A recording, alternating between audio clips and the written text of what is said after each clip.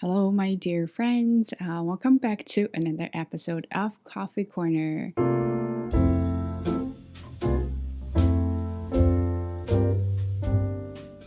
So, today, yes, as you can see, this is a freshly washed hair, and I haven't done anything yet. Just because I really want to do a video and chat about this with you guys. So, normally in the morning, when I'm not teaching, I would take my dog Bob. To There's a pond near where I live, so I normally would take him there for a swim. Uh, and this morning I didn't really plan to do it, but we got outside and then we were like, oh, it's actually pretty good, and the weather was nice because it said that it was gonna rain. So I wasn't really sure, but then we went outside and we said, "Oh, it's pretty good, so might as well just go for a walk and see how that goes." Then we got there, and then immediately I regretted my decision just because I was wearing white sneakers, and then it was quite muddy there, and Mr. Bob kept stepping on my shoes, so I got all the footprints on my shoes. Okay, that's not what I really wanted to share with you today. It was so we were walking, and I didn't expect a lot of people there. Just normally, during weekdays, they still have to work. Not people are like me. So we got there. A bunch of people were trying to. I was trying to manage him because he's always excited to see people. He loves people. He's a people dog.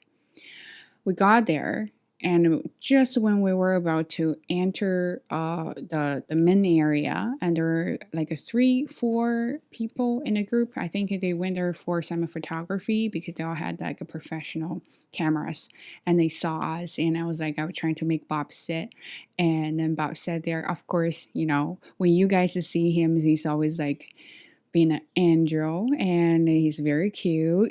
But when he's with me, it's a lot work.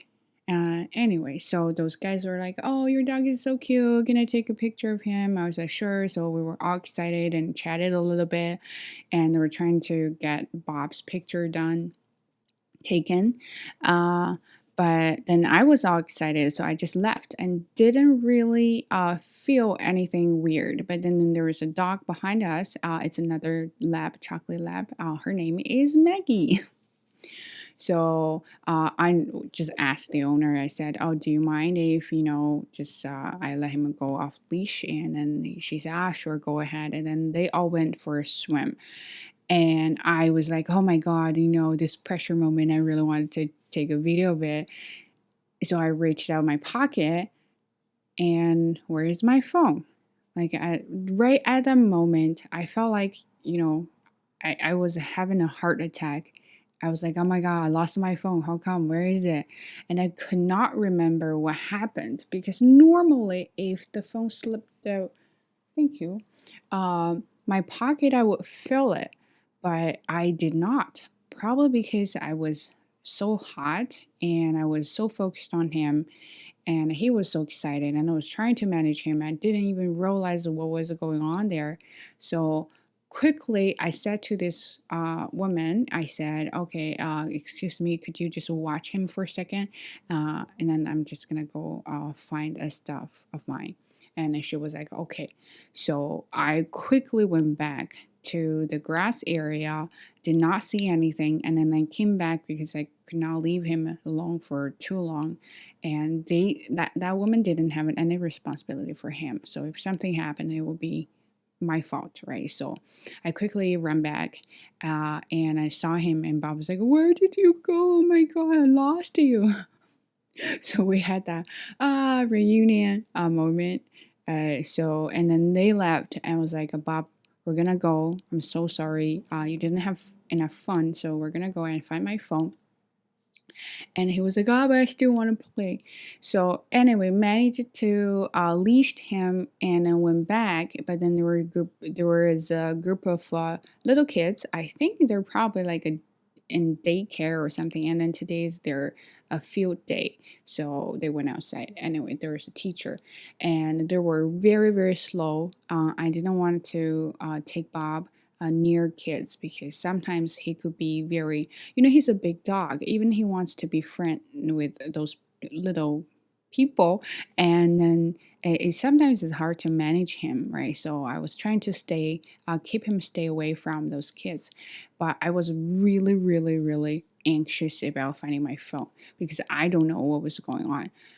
So, and then here here comes a brave bay. Okay, so I said, excuse me, and I said to the teacher, so I know you guys are gonna heading out, so on your way, if you see an orange phone, that is my phone. I lost my phone. Could you just watch for that? And then they were really nice. She was really, really nice, and then she said, sure, no problem. So they had it ahead, and then I was just following her, like from a distance. So then I overheard her saying something like, "What color is it?"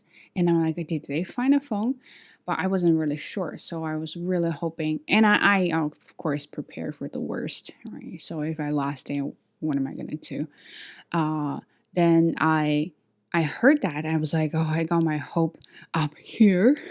And then and then she came to me. She actually ran to me. She said to those little kids, they said, okay, we're gonna help her, find her phone. She lost her phone. Okay, you guys stay here, I'm gonna go talk to her.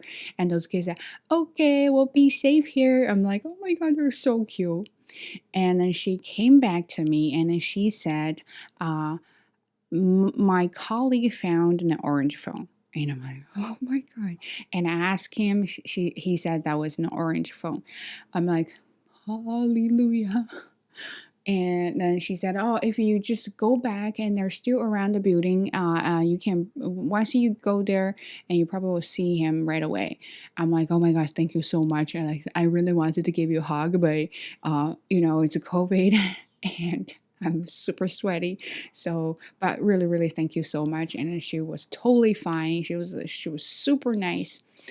And then I head back and I saw the guy walking toward me, and then I'm like, oh my god, sweaty, sweaty. And I know. And then that guy was like, so this is my phone, okay. And that guy was like, and I saw my orange phone with a COVID sticker.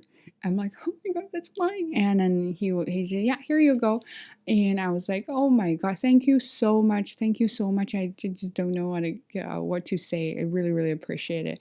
And he said, no worries. And those little kids were so cute. He said, we found your phone. It was, oh my god, thank you guys. And I said, we love your dog. And I was like, okay.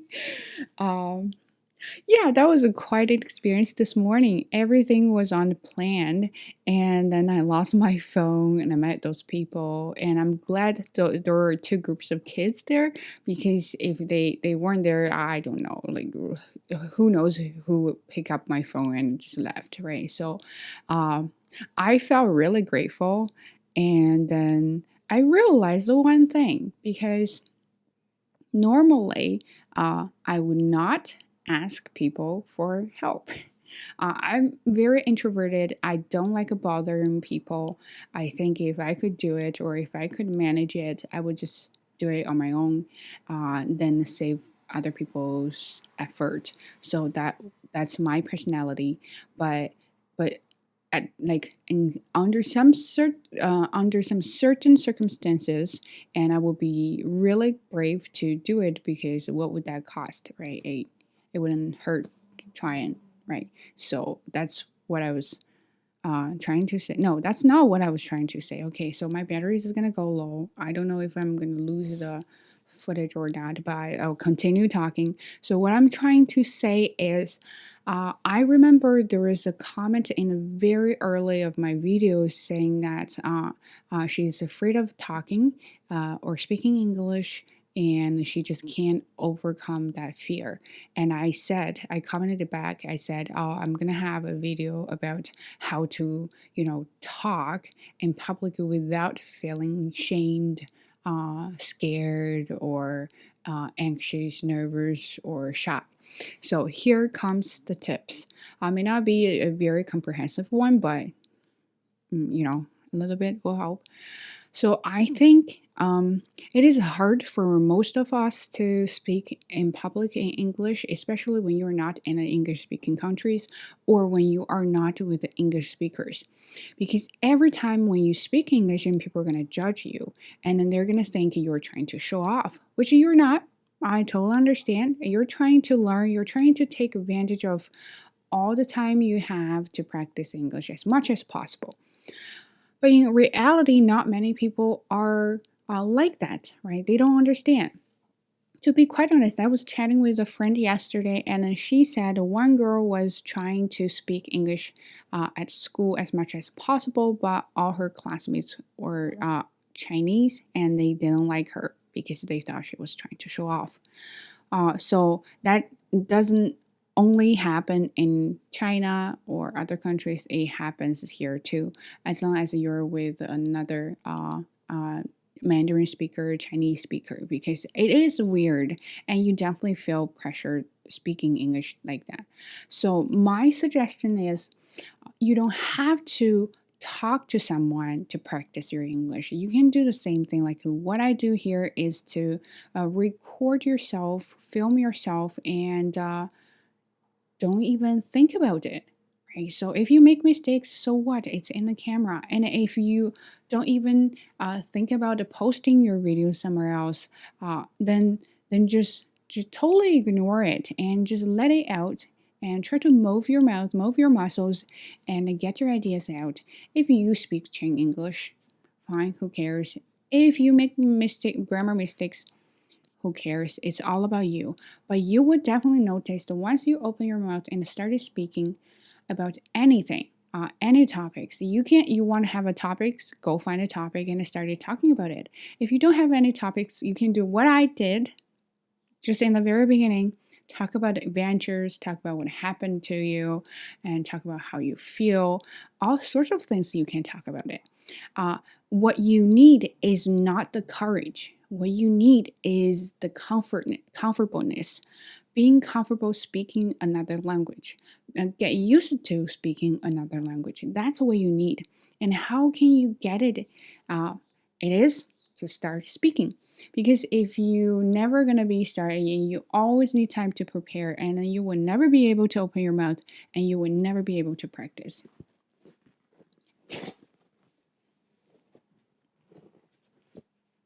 And you lose a chance to speak English. Thank you, Bob. So, and what I learned from my experience here is always just be brave to do it. Most people won't judge you. Trust me. It's just those, um, you know, examples or instances they stand out. The reason they stand out is because they're rare.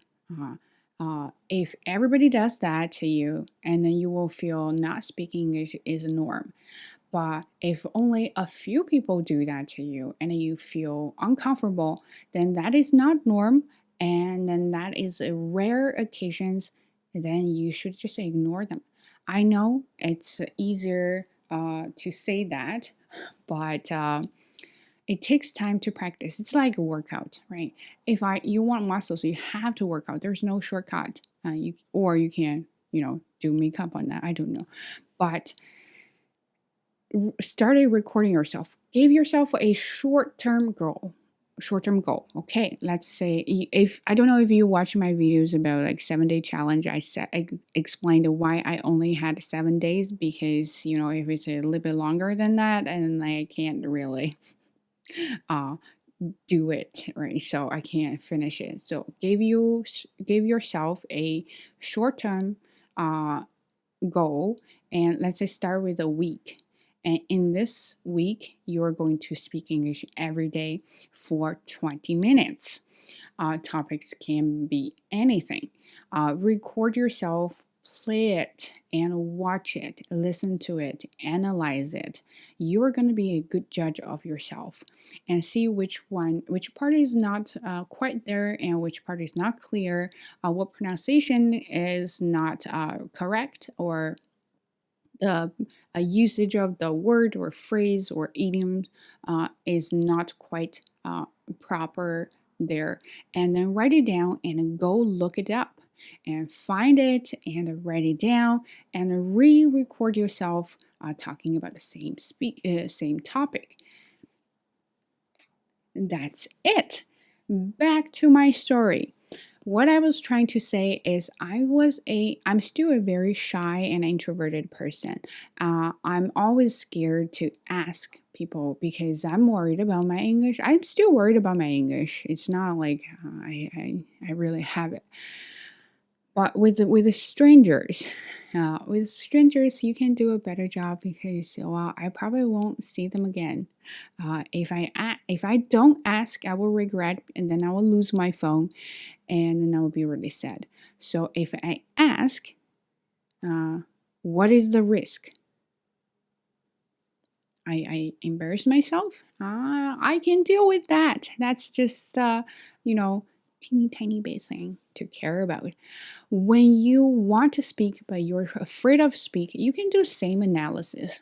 What are the risks of not speaking and what are the risks of speaking? So you can just weigh it, which one overweight which one, and then you decide if you want to say or not, because it doesn't matter how much I say here to you, you're gonna be like, yes, I'm gonna listen to you, I'm gonna do it, but when you are going to do it and you're not gonna do it, trust me. So I'm gonna just finish here because I'm trying to make a little bit shorter video. I feel like I'm too talkative. Anyway, so do it. Open your mouth. And again, I have mentioned this, I have emphasized this for so many times, is to, even with your phone, use your recorder on your phone, talk, and if you think your pronunciation or accent are not quite there, read out loud, try to pronounce every single word correctly. This is what I actually benefited from teaching lower level students, because I had to read every single word very clearly in an exaggerate way. So I have to pronounce every single word and then tell them to imitate me. And that's how I realized that when I do that, my pronunciation gets better and better, and then the linkage and the reduction, those kind of accent related speech techniques are automatically there, and then my intonation is automatically there. That's because I practice a lot. So if you really want to be brave to do it, start from doing it yourself at home. And then one day, this is what you can try. I'm not trying to start a weird thing. If you can, go to Starbucks and start speaking English and order Starbucks in English and see what happens, right? It could be a fun thing. And if it's not good, then just don't go to that Starbucks anymore. If it's really good, and then they're like, oh my god, we have like ABC or CBC here, and she's ordering or he's ordering coffee in English and something like that. And another way is, if you have many friends, ask your friends if they're interested in learning English and get together, and every week have a topic and just chat it away. I think that's a really good way to practice English for everyone. You can also have a debate. I think that's another way to practice your English logic and how you can react to certain topics, and it will also improve with your impromptu communication. And do that too. If you're at a school, maybe you can have a small group of people and doing English corner. I almost said coffee corner, and do the same thing and talk about your week. A lot of things you can do. Just be brave and don't care about what other people think. If it's an embarrassed thing, let it be, because time will cure everything. So anyway, that's what I want to say today. It's basically nothing. I was kind of like just a want to chat, and mostly I was just kind of flying by the seat of my pants. So I have no plans, no scripts, and no themes for this topic. And I hope you still like me. And if you have any questions or any thoughts or feelings and you want to share with me, don't forget to leave a comment down below, and I would definitely respond. And give me a thumbs up and stay tuned. I'll catch you in the next one. Bye.